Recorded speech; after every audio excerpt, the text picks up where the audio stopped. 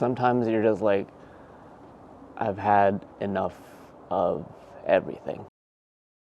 Get a coffee and an apple turnover. Man, I hope. Ow, son of a... my head. We good.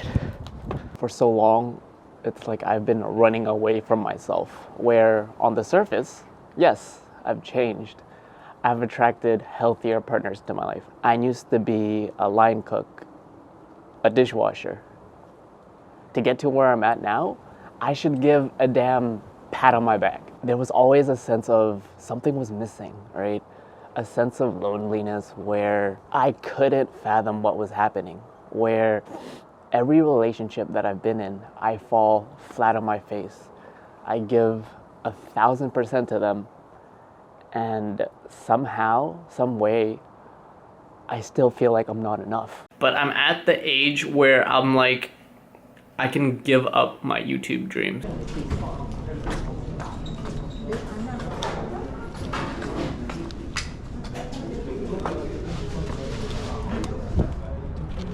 For so long, I've been like running away from who I am and who I've become. Because on the outside, it's like people have told me how great I am. You guys that watch, right? But I always am so hard on myself. And truth be told is, for a very long time, I have abandoned myself. And I'm trying to get back to that narrative where it's like, I am so great. Be straight up and real and be all open and like, I don't know what I'm doing. Not only with this channel, as you can see, there's so much different types of content, and it's really a symbolization of I don't know what the I'm doing with my life. No matter what happens to me, no matter how many times I fall on my face, no matter how many times a girl crushes my heart because I give them everything that I have, I don't give that to me. I still need to get back to who I am. And the most couple of recent videos that I've made, it was a coping mechanism for me because I was going through a breakup and it was me trying to keep busy. I'm like, this is what I should be doing. But in anything, it was still the same thing that was happening over and over again. I was numbing myself. Some people numb themselves through pain, right? Through work, through alcohol, substances, scrolling on social media. And the most recent videos, I literally cut out every single coping mechanism that I've, that I have accumulated to ease.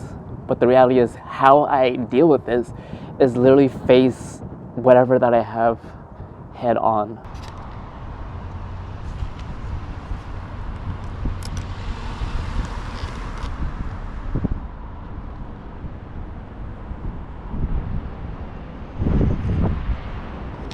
No matter what circumstances that life throws at me, because broke the habit, there's still so many habits that, like I said, the outside I've changed, but on the inside, on the very inside, there's a little 8-year-old, 9-year-old Peter that's like, you left us.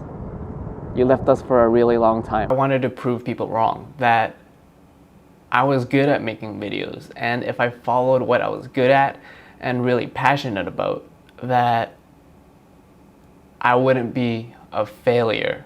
Me having the ability to give 1,000% into something and not have it pan out the way that I wanted to pan out, is devastating. You get betrayed, you get hurt. And a lot of it, I blame myself, right? I always put others first. And one of the easiest ways of how you guys actually figure out who you are and how you are, the most revealing thing about romantic relationships is that hurt that romantic relationships give you when you get hurt, that reveals something about you. With this YouTube thing, YouTube was a place where there's a bunch of online weirdos, right? It was a bunch of people who felt like they didn't belong in the world, where, hey, For once, the internet, all the weirdos unite. We can create a community. But as YouTube became more and social media became more and more mainstream, it became more and more like a business. It was a way to make money. And now it's about portraying a perfect lifestyle. Now it's about how can I look the most lavish and collect the most eyeballs onto me, where everyone, including companies now, are paying millions of dollars to grab your attention. Fifth. And it's completely dark right now because there's no light in my office. And today is just gonna be like a real day of what my life actually looks like on a almost daily basis. Or back then, YouTube was just an outlet for me, a place where I can slowly discover who I am and who my authentic self is and can be and always was. I need to figure out some way to make money online so that I too don't need to be dependent in a location-based setting, which would then in turn allow me to travel to Vietnam. The audio better be recording, because one time I recorded one of these and literally the whole audio cut out and I was like choked, man. Freaking choked. When I started this YouTube thing, you know, I didn't know who I was. I was trying to be like, this is what it's like to be cool, all right? But there was such a joy and excitement about creating whatever it is that I wanted to create. Even though it was still chasing the numbers back then, one of the greatest priceless things about me creating this type of content for you and ultimately me is whenever I go through something or I feel so lost, I look at all my videos a couple of years ago, I'm like, wow, it's so soothing to me because I knew what exactly I was going through at that time. And even though it was a lonely time in my life with the whole YouTube come up, I'm still trying to come up, I always was able to look back at my videos and be like, wow, that third person, I'm like, wow, Peter's a really chill dude, man. Can you see? Everyone's like, how tall are you, bro? Look how short my stumpy legs are, bro. Sometimes you just want to scream into the world and be like, I've had enough. I've had enough of, you know, people using me because I'm such a nice guy. People pleaser. There are a lot of snakes out there, right? The people that you think are good have dark sides. The people that you think you can trust and give your heart to will backstab you. The only person that will ever be there for you 100% is you. As cheesy and cliche as it sounds, it's only you, no matter what you do. But yeah, man, just trying to be real nowadays and figure out, oh shit, where do I take this channel? Where do I take me? And I wouldn't keep doing this if I didn't love it. If I didn't find, like, ultimately, it's like, I wouldn't keep doing it if I didn't love it. Or it provided me some sort of peace, right? Where I can look back one day and be like, I remember that. I remember you.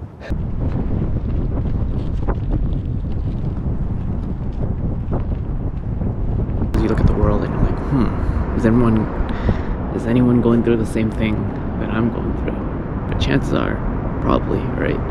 And then I look up into the sky and I'm like, I wonder where that person is. Because I like to talk to them.